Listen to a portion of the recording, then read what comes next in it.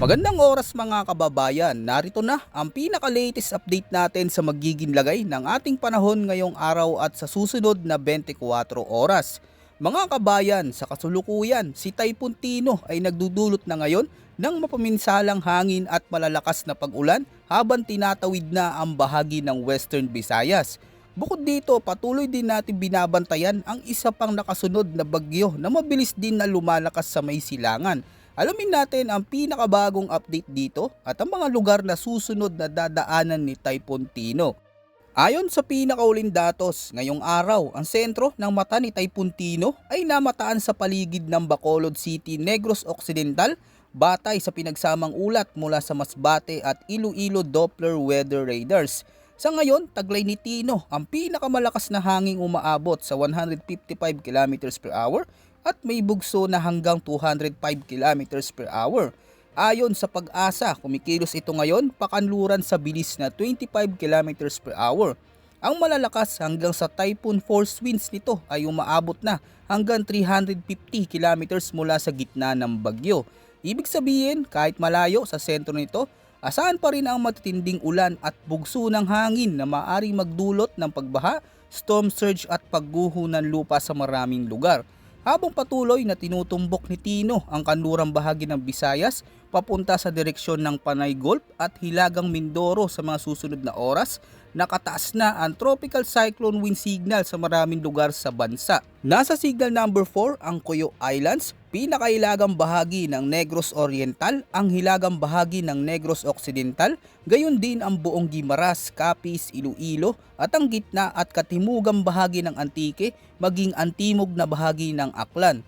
May panganib ito ng malalakas na hangin o typhoon force wind sa loob ng 12 hours na may hagupit na aabot sa 120 hanggang 190 km/h. Ito ay may banta ng malubhang panganib sa buhay at ari-arian. Sa mga lugar na ito, posibleng mapatid ang mga linya ng kuryente, mabuwal ang mga puno at masira ang mga kabahayan, kaya't kung ikaw ay nasa ilalim ng signal number 4, manatili sa loob ng matibay na gusali, isecure ang mga bubong at umiwas sa baybayin. Nakataas naman sa signal number 3 ang mga lugar sa northern at central portion ng Cebu, Bantayan Islands, Calamian Islands, hilagang bahagi ng Negros Oriental, maging sa Negros Occidental, nalalabing bahagi ng Aklan, nalalabing bahagi ng Antique at sa may Kaluya Islands. Dito, inaasahan ang storm force winds sa loob ng 18 hours, kaya mararamdaman ang lakas ng hangin mula 90 hanggang 120 km/h. Lumikas agad kung ikaw ay nasa mababang lugar o malapit sa dalampasigan at ang mga lumang instruktura ay maaaring bumigay sa tindi ng hangin. Nasa signal number 2 naman ang western and southern portion ng Masbate, southern portion ng Occidental Mindoro, kasama din ang southern portion ng Oriental Mindoro, katimugang bahagi ng Romblon at ang hilagang bahagi ng Palawan. Kasama din dito ang mga lugar sa western portion ng Biliran, western portion ng Leyte, hilagang kanluran ng Bohol, gayon din sa nalalabing bahagi ng Camotes Islands, central portion ng Negros Oriental at sa nalalabing bahagi ng Negros Occidental. May lakas ito ng hangin o gale force winds sa loob ng 24 hours, kaya asahan ng hangin na may lakas na 65 hanggang 90 km/h. Maaari itong magdulot ng banayad hanggang katamtamang pinsala sa mga mahihinang gusali at pagkasira ng mga linya ng kuryente. Samantala, nasa signal number 1 naman ang katimugang bahagi ng Quezon at Marinduque, ang natitirang bahagi ng Oriental Mindoro at ang hilaga at gitnang bahagi ng Occidental Mindoro, kabilang din dito ang buong Romblon, ang kanluran at katimugang bahagi ng Albay, Sorsogon, pati na rin ang buong Masbate, kasama ng mga isla ng Burias at Ticao at ang gitnang bahagi ng Palawan. Sa Visayas, kabilang ang kanlurang bahagi ng Northern Samar at Samar, gayon din ang buong Biliran at Leyte, kasama rin ang hilaga at kanlurang bahagi ng Southern Leyte at ang nalalabing bahagi ng Bohol. Sa mga lugar na ito ay asahan ng strong wind sa loob ng 36 hours dahil dito mararanasan ang bugso ng hangin mula 40 hanggang 65 km/h. Bagaman ito'y pinakamababa sa lahat, hindi dapat ipagsawalang bahala dahil may panganib pa rin ito ng pagkatumba ng mga puno at pagbaha sa mga mababang lugar. Ayon naman sa latest heavy rainfall outlook na inilabas ng Pag-asa ngayong araw dahil kay Bagyong Tino, Asahan ng maigit 200 millimeters na buhos ng ulan ang babagsak sa mga lalawigan ng Palawan, Negros Occidental, Antique, Aklan, Iloilo, Guimaras at Capiz. Ito'y katumbas ng halos 2 linggong ulan sa loob lamang ng isang araw. Samantala, aabot naman sa 100 hanggang 200 millimeters ng ulan sa Cebu, Occidental Mindoro, Oriental Mindoro, Bohol, Negros Oriental at Romblon. Aba nasa 50 hanggang 100 millimeters naman sa Camarines Norte, Camarines Sur, Batangas, Catanduanes, Albay, Sorsogon, Marinduque, Masbate, Northern Samar, Samar, Eastern Samar, Biliran, Southern Leyte, Leyte, Dinagat Islands, Camiguin, Surigao del Norte, Lanao del Sur, Misamis Occidental, Zamboanga del Norte, Lanao del Norte, Agusan del Norte at sa Misamis Oriental. Kung ikaw ay nasa mababang lugar, agad lumikas bago pa man tumaas ang tubig. Pagsapit naman ng Huwebes, November 6, mananatili ang malakas na buhos ng ulan sa Palawan at Occidental Mindoro na aabot sa 100 hanggang 200 millimeters. Habang patuloy na makakaranas ng katamtaman hanggang malakas na pag-ulan na aabot sa 50 hanggang 100 millimeters ang Oriental Mindoro, Romblon, Marinduque, Batangas, Aklan, Antique, Capiz, Iloilo at sa may Guimaras.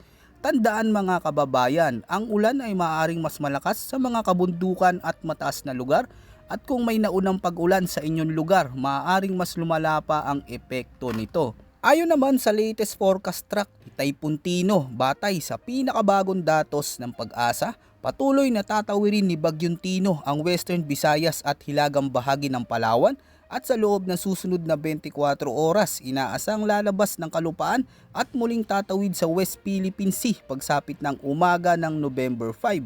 Mula roon, magpapatuloy ito sa direksyong Pakanluran at inaasahan tuluyang lalabas na ng Philippine Area of Responsibility pagdating ng gabi ng Miyerkules o Huwebes.